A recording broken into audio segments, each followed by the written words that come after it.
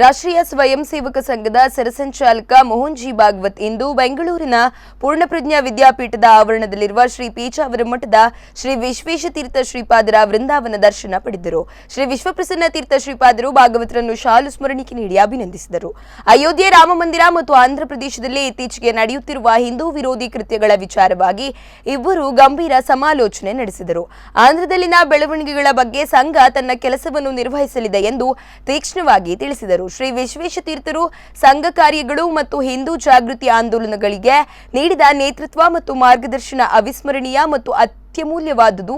ಅವರೊಬ್ಬ ಮಹಾನ್ ತಪಸ್ವಿ ಎಂದು ಹೇಳಿದ ಭಾಗವತರವರು ವೃಂದಾವನ ದರ್ಶನದಿಂದ ಮನಸ್ಸಿಗೆ ಆನಂದವಾಗಿದೆ ಎಂದರು.